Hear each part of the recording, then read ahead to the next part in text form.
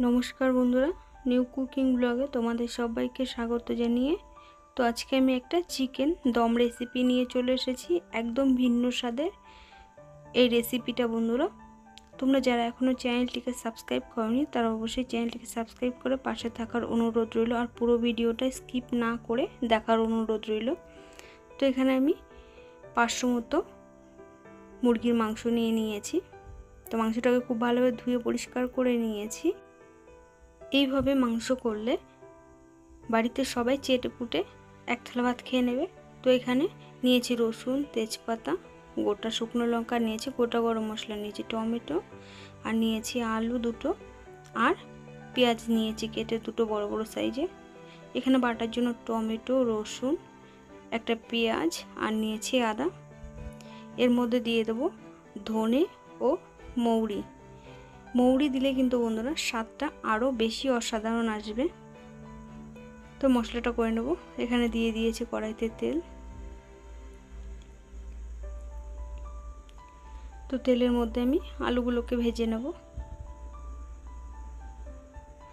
তো আলুর মধ্যে দিয়ে দেবো সামান্য পরিমাণে লবণ আর দিয়ে দেবো হাফ চা চামচ পরিমাণে হলুদ গুঁড়ো।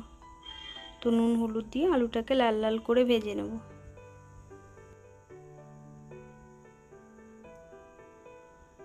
তো আলুটাকে উল্টে পাল্টে খুব ভালোভাবে লাল লাল করে ভেজে নিয়েছি।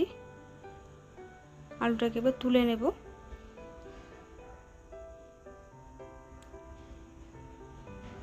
আলু ভাজা তেলের মধ্যে দিয়ে দেব গোটা জিরে ফোড়ন আর দিয়ে দেব গোটা শুকনো লঙ্কা। এখানে আমি দুটো শুকনো লঙ্কা নিয়েছি। তো ফোড়নটা ভাজা হয়ে গেছে, সুন্দর একটা ফ্লেভার বেরিয়েছে। এর মধ্যে এবার দিয়ে দেব মাংস। মাংসটাকে আমি প্রথমে ভেজে নেব খুব ভালোভাবে। মাংসটা আমি দমে দেব, তাই মাংসটাকে আগে খুব ভালোভাবে ভেজে তারপরে কষিয়ে নেব।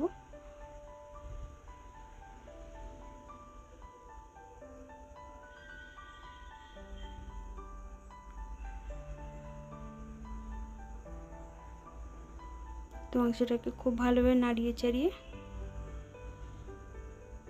ভেজে নিয়েছি।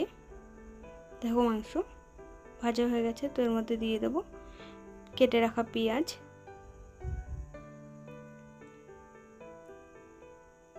তো পেঁয়াজ দিয়ে খুব ভালোভাবে মাংসের সাথে সব কিছুকে মিশিয়ে নেব।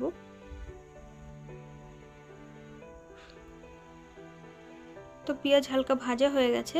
এবার এর মধ্যে দিয়ে দেব স্বাদ মতো লবণ।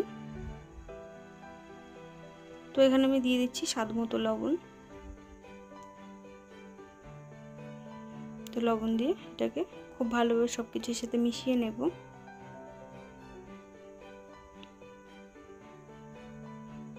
দিয়ে দেবো 1 চা চামচ পরিমাণে হলুদ গুঁড়ো।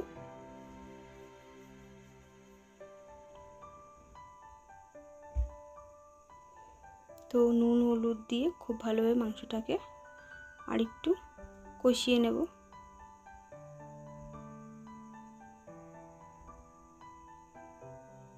তো নুন হলুদ দিয়ে খুব ভালোভাবে কষানো হয়ে গেছে। আর এখানে বেটে রাখা মশলাটা দিয়ে দেব।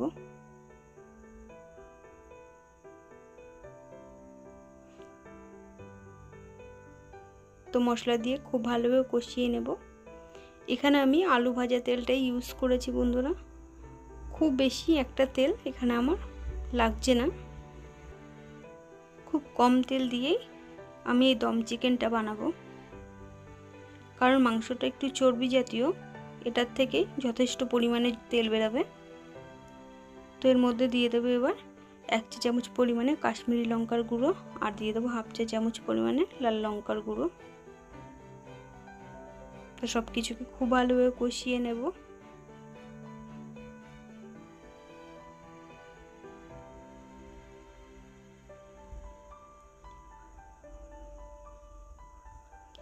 এখানে মাংসটা মশলা দিয়ে কষানোটা খুব বেশি জরুরি বন্ধুরা, কারণ মাংসটাকে আমি আর কোনো রকম কড়াইতে রান্না করব না। এটাকে একটা টিফিন বাটিতে দমে বসাবো।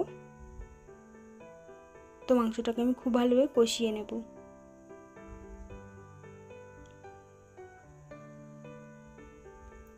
তো মাংসকে খুব ভালোভাবে নাড়িয়ে চাড়িয়ে কষিয়ে নিচ্ছি।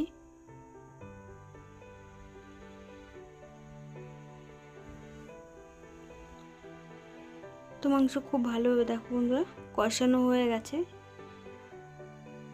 এখানে আমি 80% মতো কুক করে নিচ্ছি। তো মাংস দেখো খুব ভালোভাবে কষে গেছে। এটাকে এবার আমি টিফিন বাটিতে তুলে নেব।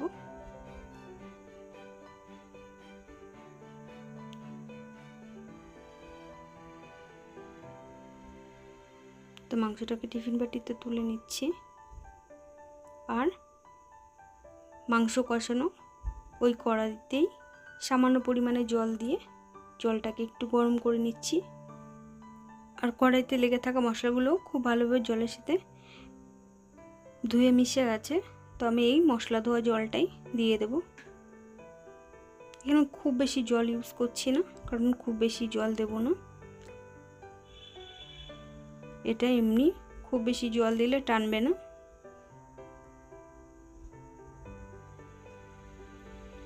তো উপর দিয়ে দিচ্ছি গোটা গরম মশলা, আর দিয়ে দেবো একটা তেজপাতা 2 টুকরো করে, দিয়ে দেব রসুন, আর দেব টমেটো কেটে রাখা।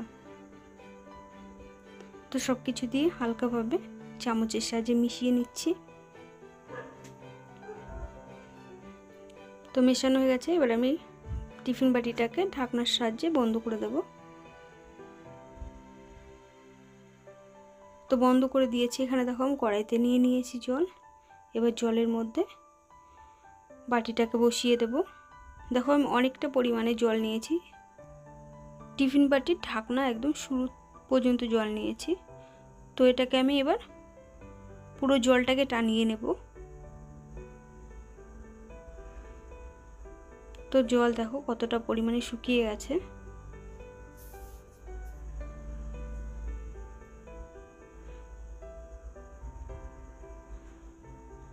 তো দেখো কত সুন্দর শুকিয়ে গেছে জলটা।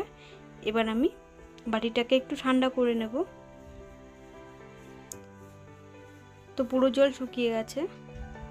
আমি বাটিটাকে এবার তুলে নেব। দেখো অনেকটা ঠান্ডা হয়ে গেছে। এবার আমি টিফিন বাটিটাকে তুলে নেব।